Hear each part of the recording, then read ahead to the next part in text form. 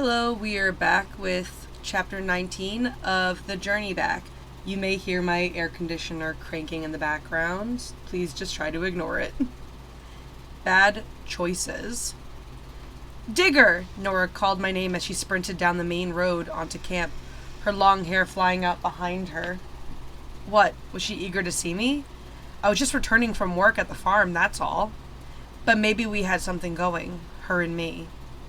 I felt the corners of my mouth start to lift. Digger, they're looking for you, Nora exclaimed as she practically plowed into me. I caught one of her arms while she put the other on her chest and tried to catch her breath. They're asking if anyone has seen this teenager Michael Griswold, who goes by the nickname Digger. Whoa. You need to hide. Where? This way, she said, pulling me into the woods. We took off together, jumping over logs, dodging branches, and pushing aside the prickly underbush. When we got to the towpath, we paused to look both ways. We were breathing hard, then darted across the path and followed a narrow, winding trail to the river. Buddy was close behind us the whole way. Nora stopped me. See those rocks? She asked, pointing out over the water. Yeah, sure. A whole series of big white boulders dotted the river at this point. Dark water churned around in between them as it rushed downstream. They'll take you clear across the river. Most of the rocks are pretty flat, so you can practically walk all the way across. Hide on the other side, and when the coast is clear, I'll go get you. What about Luke? I asked. I'll get him at the bus and tell him not to say anything. Go on. Go now. Come on, buddy, I said, slapping my leg so he'd follow. Turning, I stepped on a rock close to the shore. Then the next one, and then the next, picking my way across the river in just a few minutes. I only needed to jump once, but I made sure to land on my good ankle. When I got to the other side, I hid behind some bushes.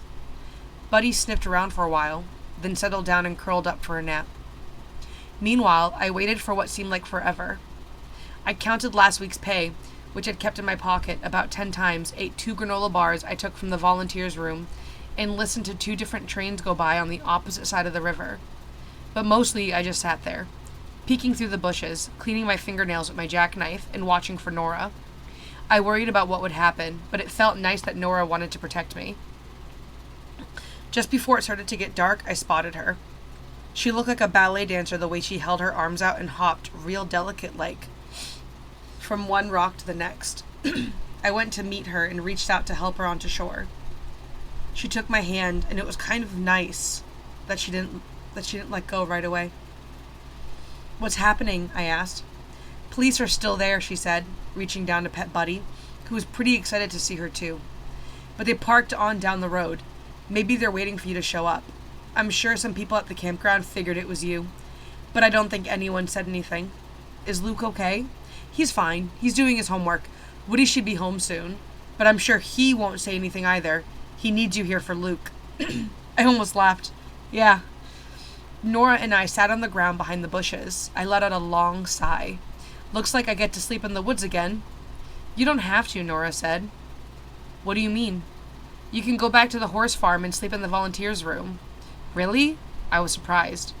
You think it would be okay? I don't think so. I know so. She paused for a second. My mom and I lived in that room for 6 months. 6 months? Are you kidding? I wish I was kidding, she said. We had to stay there. Mom didn't have any money. I mean, we have the tent now, but we didn't have it then. Even if we did, we couldn't have had the money to pay the campground fee. Mrs. Crawford was incredible. She didn't care if we slept there, just so long as we picked up before the volunteers arrived. Mom slept on the couch, I slept on the floor. We kept our stuff in the car. I looked at her kind of dumbfounded. It was hard for me to believe she actually lived in the volunteers' room for half a year. I mean, I could see myself doing that, but not her. She didn't look like a homeless person. Wow, is all I said. Yeah, wow is right. My mom sometimes makes bad choices when it comes to boyfriends. I mean, I know she's lonely, but still. This boyfriend she has now, he's married. He is? Nora nodded. He's stupid, too. She picked up a stick next to her and broke it into 2 pieces. He actually makes fun of me when I try to do my homework, which is why I'm always hanging out with you and Luke. My heart dropped a little. Hey, I thought you'd come over to be with me. I do. I mean, I like being with you guys too. I waited for her to say more. Waited while she used the sharp end of one of the sticks to draw a circle in the sand. It was a warm night, and Nora wore a sleeveless top. In the soft light of dusk, I watched the rose tattoo on her shoulder move with the motion of her arm. "I'll tell you this," she said. "I am not living the way my mother lives. I want to get a scholarship and go to college. If I can't afford medical school, then maybe I'll be a teacher or a physical therapist. For sure, I'm going to make enough money to live in my own place." We sat quiet for another minute. Sometimes I just did not know what to say. While she made loops around the circle in the sand, turning it into a daisy. I felt anxious because I really liked Nora. I wondered even if she could be like a girlfriend. I'd never had a girlfriend before. What girl would want a boyfriend who lived in a junky house without a toilet and who sometimes wore the same shirt to school for a week because his mother didn't have change for the laundromat? "What about you?" she asked.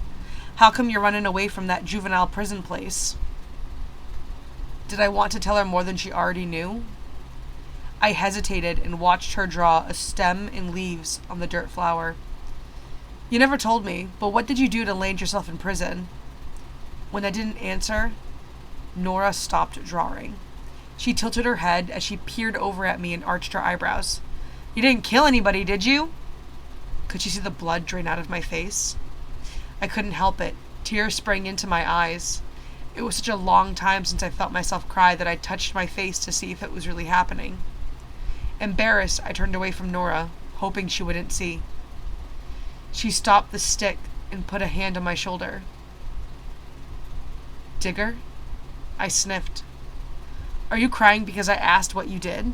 Look, you don't have to talk about it if you don't want to. It's just me, dumb old Nora asking stupid questions." She put her entire arm around my shoulders. "It's complicated," I mumbled. And that was the truth. A lot of stuff about me was complicated, and some of it for reasons I didn't even understand, but this I knew. There was a ton of heavy guilt for what I'd done to end the life of a 3-year-old Benjamin D'Angelo. Even if I didn't mean to hurt that little boy, I did. I took away his life from him, and it left me with a heaviness that I carried around with me, day and night, like a solid iron brick. I tried not to think about it, but it was always there, every day, everywhere I went. When I got up in the morning, when I sat down to eat, when I lay down to sleep, when I squatted in the woods, and especially when I looked up at the night sky. Like I said before, I didn't have religion like JT and Abdul. That was something for normal kids and regular families that eat dinner together and take vacations and go to the mall for school clothes.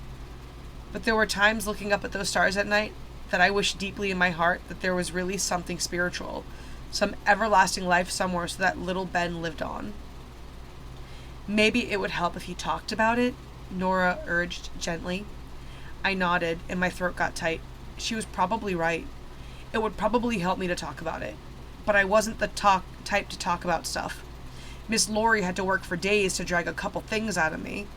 It didn't mean I was suffering, though. I suffered plenty whenever I thought about Ben and what I'd done.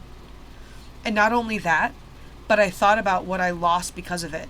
When I sabotaged the Red Kayak and Ben died, I also lost my two best friends. And the cold, hard truth is that I didn't think I could ever get them back. Not even in 10 years. "Digger?" I felt tears run down my cheeks. "Hey, come on, Dig. Are you okay?" I had a hand over my eyes, but I used it to wipe the tears off. "Really, you don't have to say anything," Nora insisted. But I guess I did want to say something, because the words finally rose up and came out of my mouth. "I've made some unbelievably bad choices in my life too," I said. Then bit by bit, I ended up telling Nora the whole story of what I'd done. I described how I drilled holes in the Red Kayak to make it sink so I could get back at my snooty neighbor, how I forced my friend JT to help me by standing guard, which is why he got sent away to prison too, and sadly how I had no idea my neighbor's wife and their little boy would be the ones to take the boat out for a ride one morning in early April, not knowing it would spring a leak and sink. "The Chesapeake Bay is still really cold in April," I had to explain to Nora. "After the kayak took on water, a little kid, water in his lungs, they tried to save him, but it was too late." Then I told her how my other best friend Brady found out what I'd done, and how I begged him not to tell, but how he went to the police anyway, which was really the right thing to do. I also told Nora how I stood up in court and insisted to everyone it wasn't JT's fault, and how nobody should hold anything against Brady either, even if he did plant the idea in my head a long time ago. 9 months at the juvenile place was the punishment, so that's it. That's what I'd done. That's why I'm supposed to be at Cliffside.